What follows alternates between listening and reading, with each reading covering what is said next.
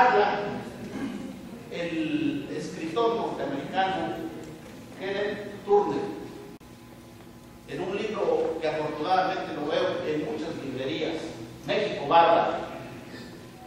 Ahí describe cómo este individuo llevó a cabo un plan, un programa siniestro por exterminar a los indios yaquis del estado de Sonora. Turner describe el carácter de los indios, o como se dice aquí, de los indígenas yaquis de Sonora.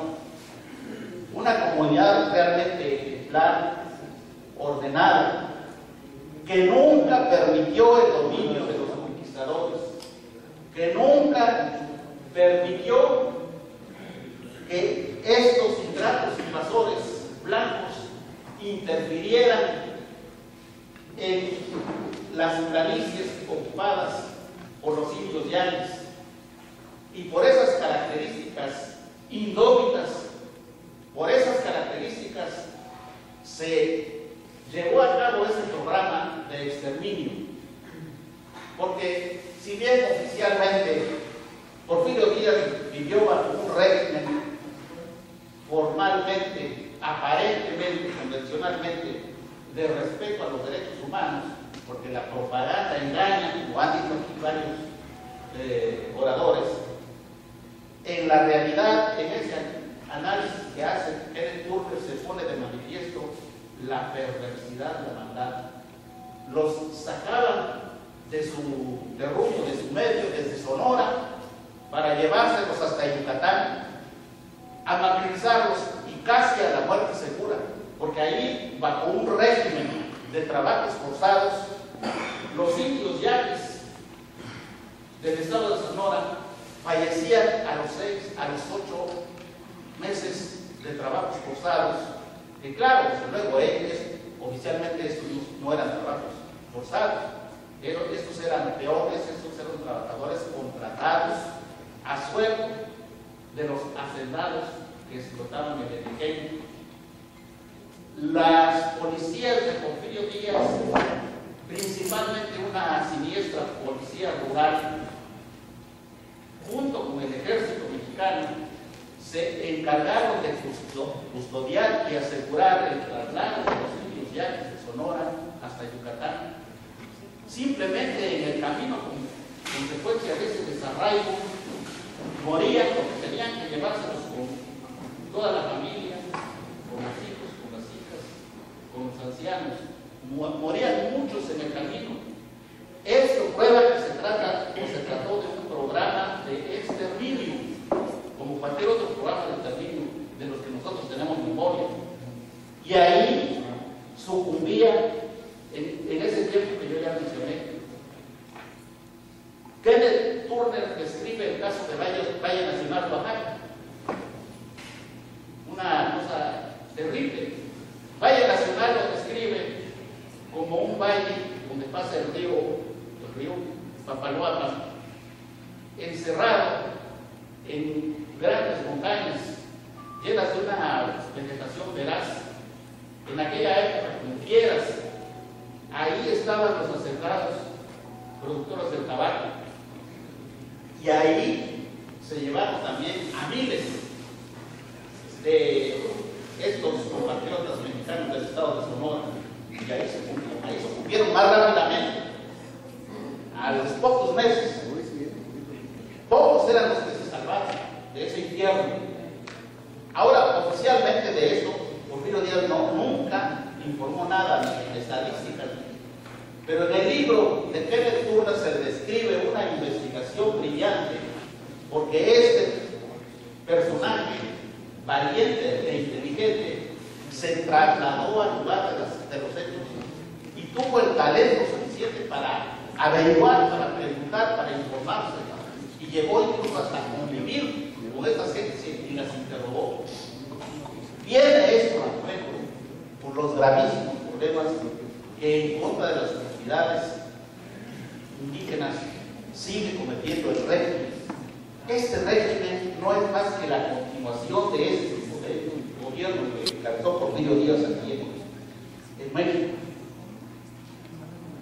Entonces, lo que está haciendo actualmente este gobierno que tenemos, me refiero al gobierno federal, porque ahí es donde está la fuerza, ahí está el poder, por tanto la maldad, de ahí derivan todas las toxinas que nos tiranizan a todos los mexicanos, porque finalmente, aunque los aparatos de los estados son muy importantes, salvo algunas excepciones que se mencionan a veces, precisamente como el estado de Nuevo León, todos los demás gobiernos de los estados de Oaxaca son verdaderos instrumentos del gobierno federal.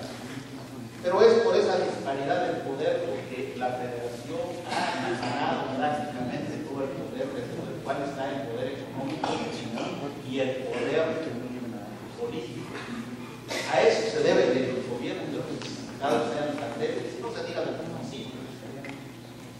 Los maestros de la sección 22, los maestros de Oaxaca, saben perfectamente que ya el gobierno del actual gobernador de Oaxaca está pretendiendo aplicar los planes de estas llamadas reformas educativas, reformas en la educación, que afectan gravemente, que cercenan, que privan de derechos constitucionales a los trabajadores mexicanos y con ello afectan gravemente a todo México.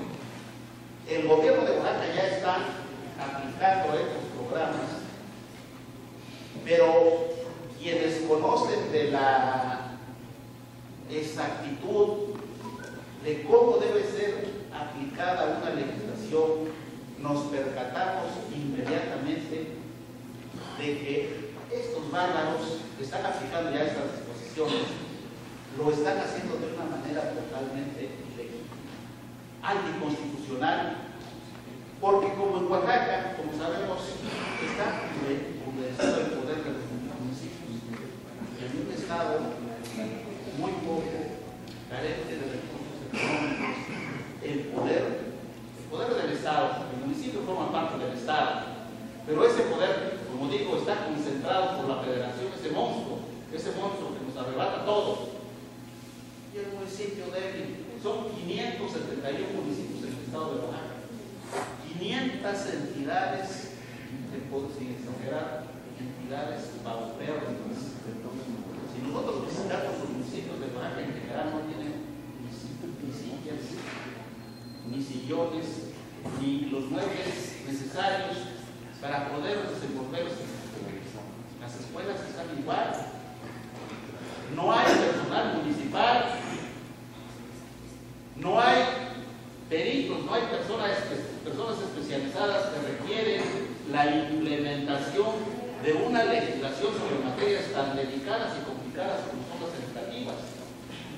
Y el gobierno está llevando a personas a suplir a los municipios y están simulando que ya están aplicando las disposiciones, las nuevas disposiciones. Vean estas aberraciones tan terribles.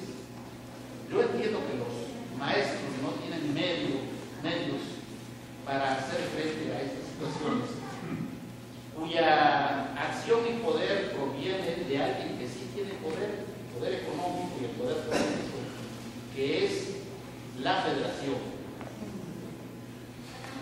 Se ha hablado aquí también del problema de justicia.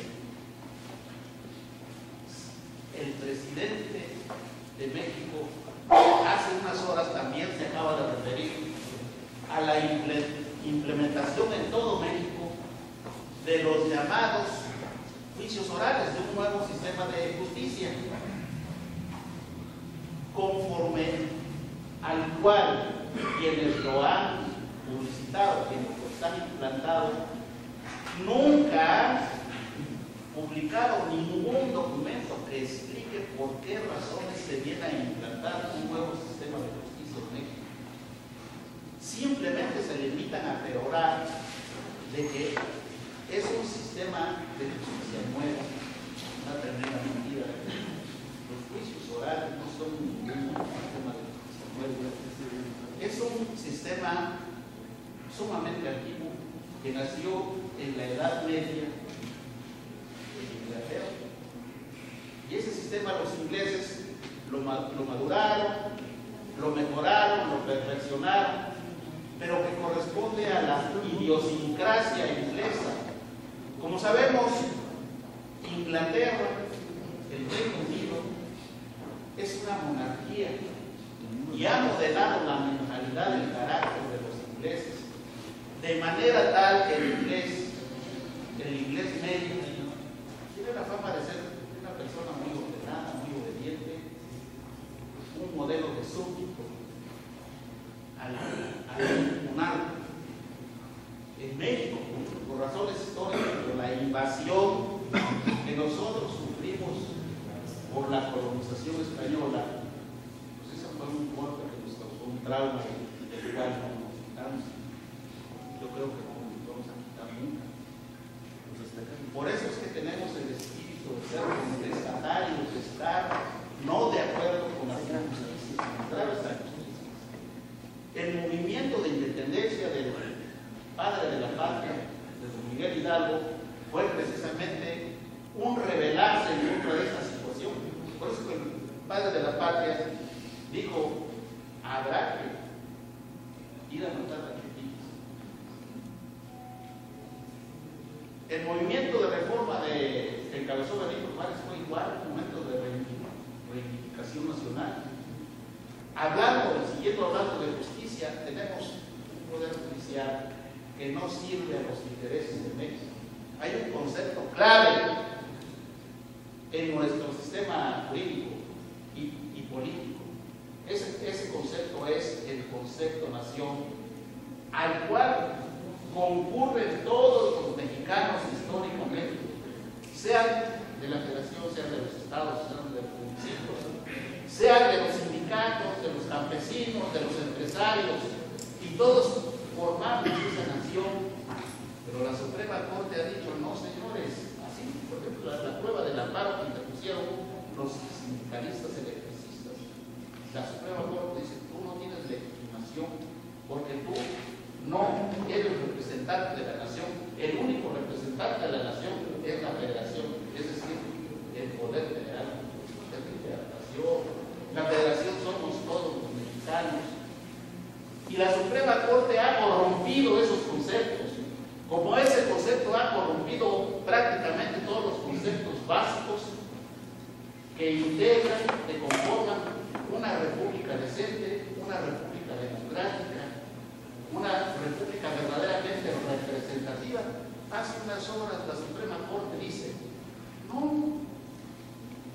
no se puede consultar al pueblo acerca de ninguna materia, y menos de materias de economía, del presupuesto. Que no, la Suprema Corte es un poder constituido, determinado mediante ese principio precisamente que es de la soberanía, que es el principio clave de un Estado democrático, de cuyas características nosotros nos preciamos y está consignado en la Constitución. Pero como la Suprema Corte es un instrumento vil quiere decir violento, violencia, lo ilegal, lo ilegítimo.